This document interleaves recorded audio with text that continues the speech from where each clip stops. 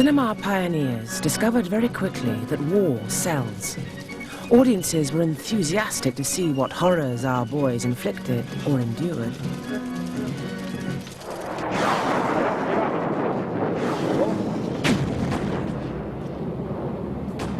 The lesson has not been lost on subsequent generations of newsreel and TV producers. Our appetite for getting closer and closer to the action grows.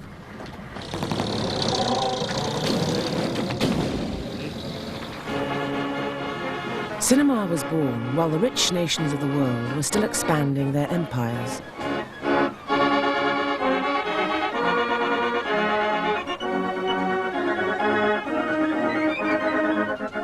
During the cinema's first 10 years, colonial wars were being fought all over the world.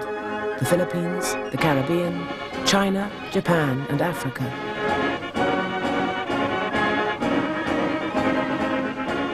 The showman cinema owners were quick to seize upon the dramatic and commercial possibilities offered by imperial conflict. Entertainment could be served up as patriotic.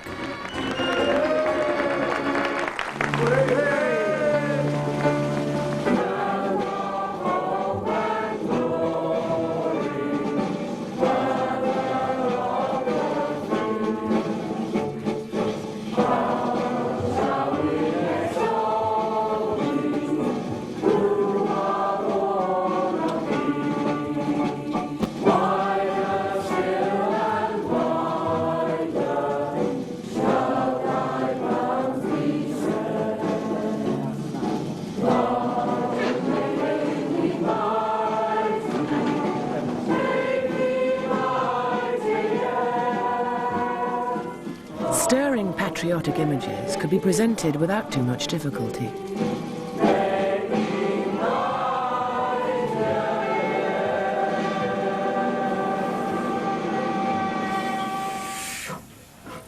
It wasn't long, though, before audiences craved real action. But early filmmakers had a big problem. Cameras then were extremely heavy, cumbersome beasts. W.K.L. Dixon took his Biograph camera to South Africa at the outbreak of the Boer War in 1899.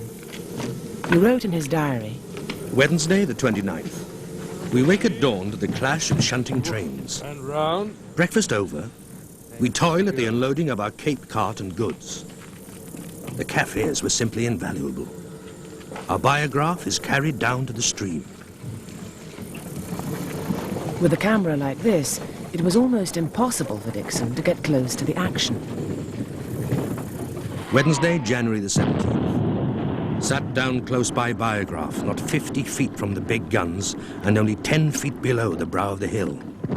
Expecting every moment to see the flash of a Boer gun which might just as probably miss the naval guns and strike us. I fear very few will be able to discern the shells bursting or the cavalry and artillery below us. As for the foot soldiers in khaki, it will be impossible to see them as they are always invisible from a distance, being the color of the earth. Dixon's difficulties soon led to an active collaboration between the military and the camera. December the 24th, Christmas Eve. While out driving around in search of subjects for the Biograph and grub for man and beast, I was helped in getting a good picture. Some picket was to be reinforced, and we got a company of the 13th Hussars en route to the picket, Lord Dundonald telling them to pass the Biograph on their way. This they did, with fine effect.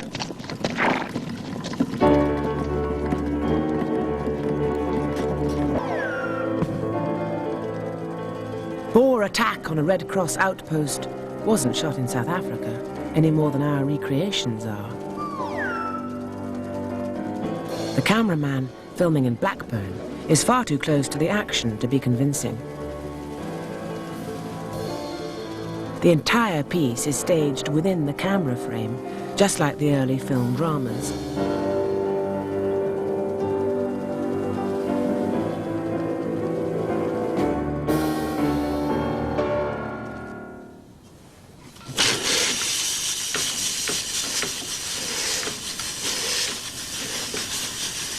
In rescue of a wounded gunner, some frames have been hand-painted after the reenactment. When the film is run at the correct speed, 16 frames a second, the painted shape enhances the explosion effect.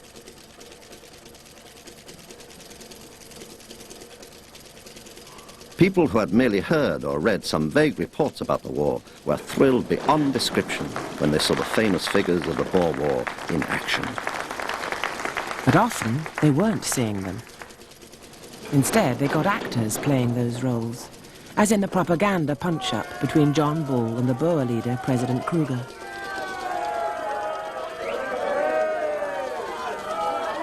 The lines between theatre, propaganda and news were non-existent. All these styles ran together as entertainments that were at once popular and patriotic.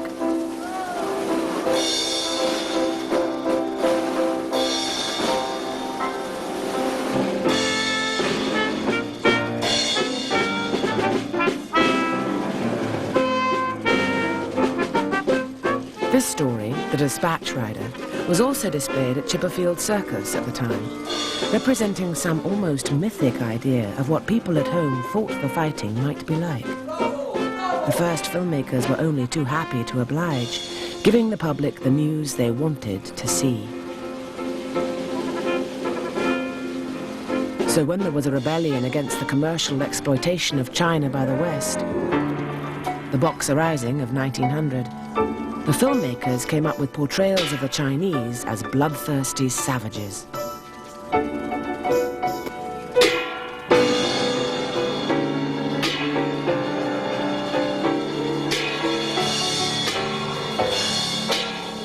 The location wasn't a mission station outside Nanking. It was the garden of the director's house in Hove. It wasn't long before some in the new cine trade became aware of the fakery issue. A correspondent asks us how he is to know real film from sham war films, seeing that several subjects are made up at home from life models. The subject lends itself so well to life model work that one has to a great extent to rely on common sense. Thus, films showing soldiers lying and firing from behind earthworks composed of nicely arranged straw, common sense would at once pronounce the film of the sham order.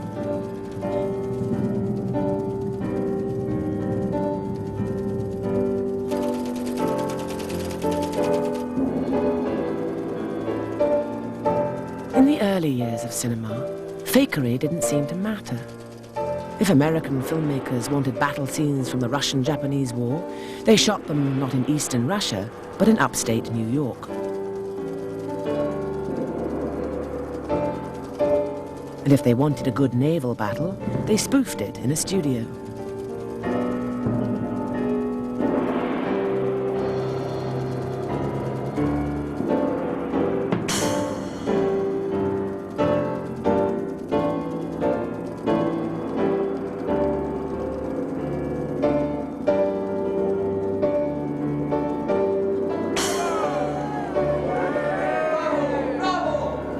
But as films moved out of the touring shows and into the purpose-built cinemas in the first decade of this century, cinema audiences grew bigger and more discerning. By the time the First World War broke out, audiences were no longer prepared to tolerate obvious fakes. Camera operators had to leave their back gardens and cross the channel to get footage. But Lord Kitchener, like more recent generals, disapproved of media scrutiny and banned cinematography at the front. Except, of course, shots of himself. Reporters were furious. Everything that could be done to annoy, irritate and delay English chorists in the execution of their duty in the early years of the campaign was done by the War Office officials. So though cameras were now much more maneuverable, most of the films sent back early in the war had little to do with warfare. They had to make do with rough seas on the Belgian coast. Filmmakers desperate for action soon resorted to well-tried techniques. They staged their own boys' own version of the war with the help of sympathetic officers. No risk to the cameraman when the other side aren't firing back. A Fokker having destroyed an observation balloon, an anti-aircraft unit gives pursuit.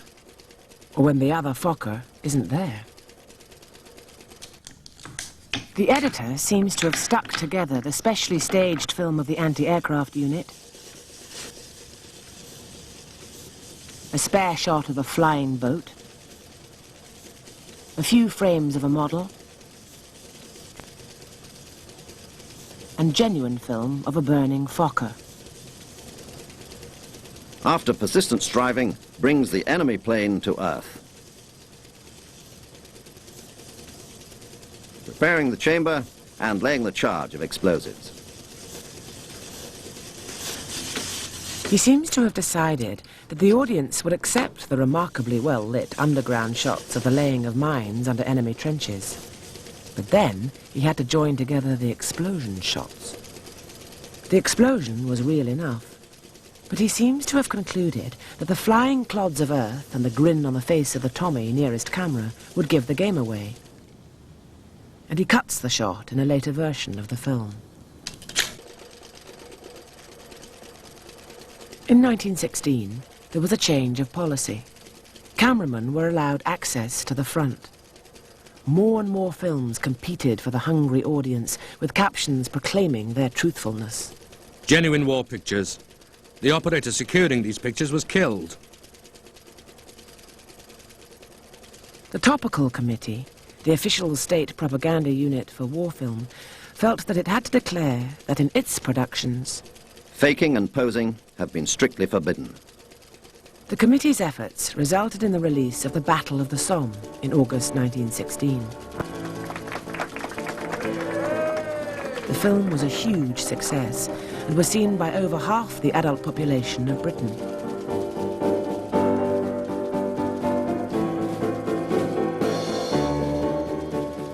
It made a point of including shots of soldiers from all over Britain. But its cameramen faced enormous difficulties and won the admiration of the army officers assigned to them. These men necessarily have to run great risks to get good pictures and must break down in time. It is a considerable strain to be constantly under fire, armed only with a camera. And taking pictures over the parapet of a front trench involves additional exposure.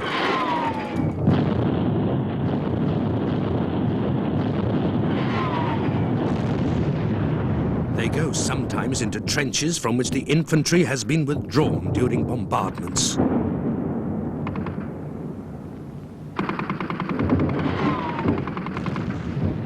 "7:19 a.m.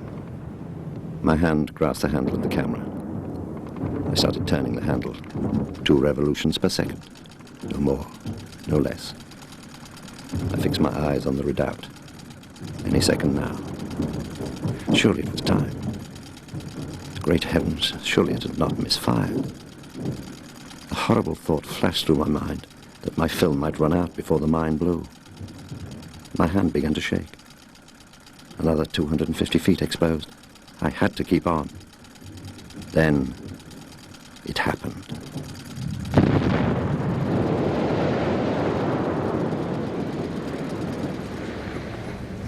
The film had a powerful effect on the audience back home. It was the biggest battle of the war. And when the pictures of it reached this country, they gave a painfully vivid idea of its terrors. For the first time since the outbreak of war, one half of this country was able to faintly realize what the other half was doing. The pictures of the battles of the Somme brought home for the first time to thousands the idea of what the war really meant. In 10 minutes, they did what Eyewitness and all the special newspaper correspondents had been trying without success to do for 2 years. The climax of the film was a scene in which the courageous soldiers finally go over the top. The author, Rider Haggard, wrote in his diary, It does give a wonderful idea of the fighting. The most impressive picture, to my mind, is that of a regiment scrambling out of a trench to charge, and of the one man who slides back, shot dead. There is something appalling about the instantaneous change from fierce activity to surprised death. Such scenes have become icons of the war itself, repeated endlessly in television histories. Unfortunately, this sequence, like others in the film, is a fake. The trench itself is too shallow, neither wired nor sheltered from artillery barrage. The soldiers aren't carrying the heavy equipment, which many of them blamed for the heavy death rate that day. The camera position for such a shot would have made the operator an immediate and easy target.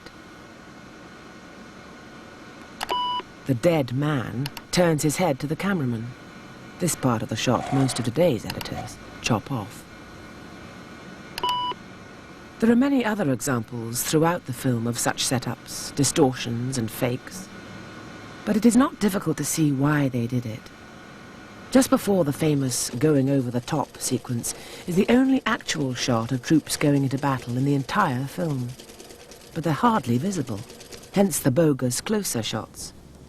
The film's editors were developing the techniques of documentary storytelling that were to come to fruition 10 years later, and David Lloyd George, then the Secretary of State for War, was delighted.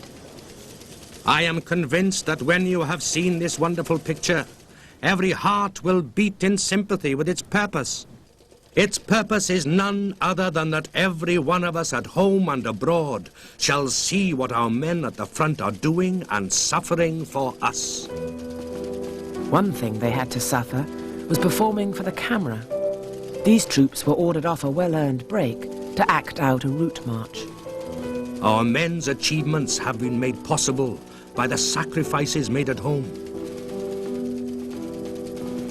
In fact, the achievements of the Battle of the Somme were minimal. Nearly 20,000 dead on the first day, with virtually no ground gained. By the end of the battle, the Allies had lost almost 500,000 men. Though the film of the battle does occasionally show dead men, mainly Germans, it conveys little of the horror and carnage and implies that a near disaster was a triumph. Royal Fusiliers cleaning up after the successful advance.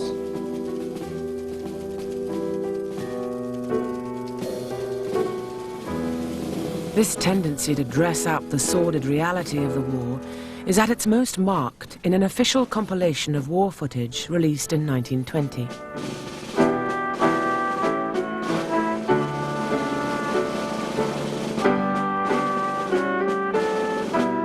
The cries that leapt from 1,000 throats uttered the hopes of an awakened Britain.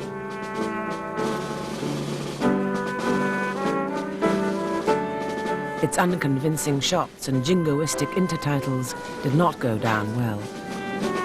During the war, few in the cinema would have been soldiers or ex-soldiers.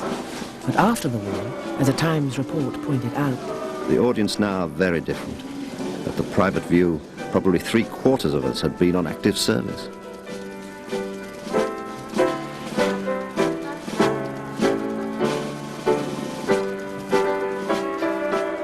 That memorable and stupendous offensive, which was undertaken in the mass by hosts of men who willingly quitted the soft ease of a civil existence in order that they might, by their own sacrifice, prove the worth of a new and virile England.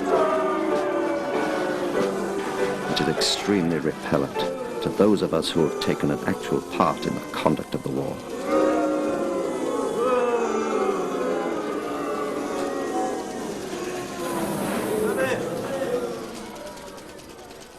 Despite the skepticism of some audiences, there continue to be filmmakers prepared to perpetrate the most outrageous fakes. A Russian-made film of campaigns in northern China in 1924 uses film on an epic scale. It is at pains to stress its authenticity. These pictures are taken with the full assistance of the High Command of the Functian armies. Trace scenes of the battlefront throughout the actual campaign as taken by military experts trained in the art of filming modern warfare. At the time, China was just beginning a prolonged civil war. The Chinese communists had some strength in the big cities, but the Soviet Union was also anxious to form alliances with the northern warlords in order to protect its southern frontier. So they were keen to present men like Zhong Tsung-Jiang, commander of the Fengtian, as courageous military leaders capable of attacking the Great Wall of China itself. Assault and capture of the Great Wall. While the great Russian directors were inventing modern cinema in Russia itself, Colonels Gronewski and Garutso were busy developing the art of the epic fake. The Fengtian army put a huge cast at their disposal. Unfortunately, they were soldiers rather than actors. Even with the help of our own dubbed-on sound effects, the assault and capture of the Great Wall is less than convincing. Sometimes Gronewski and Garutso favoured the exploding corpse technique.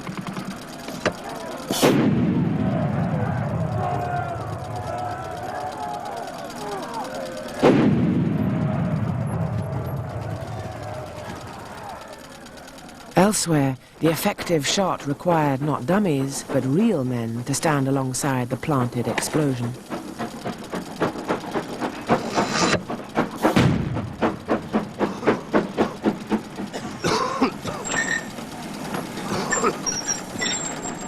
But back in Russia, the art of the epic fake was being perfected.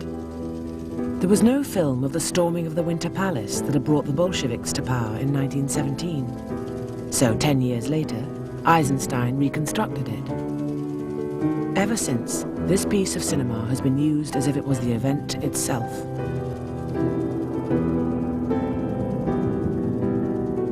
Footage of war, real or faked, had to find its place next to the main entertainment feature.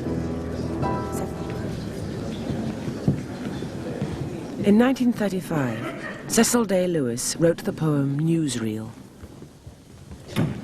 Enter the dream house, brothers and sisters, leaving your debts asleep, your history at the door.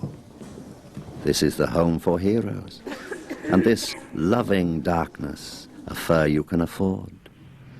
Oh, look at the warplanes, screaming hysterical treble in the long power dive, like gannets they fall asleep. But what are they to trouble? These silver shadows to trouble your watery, womb-deep sleep. See the big guns, rising, groping, erected to plant death in your world's soft womb. Firebud, smoke blossoms, iron seed projected. Are these exotics? They will grow nearer home. Grow nearer home. And out of the dream house stumbling, one night into a strangling air and the flung rags of children and thunder of stone Niagaras stumbling, you know you slept too long. We look at how politicians and royalty made use of early cinema when Real Truth continues, 7:30 next Wednesday.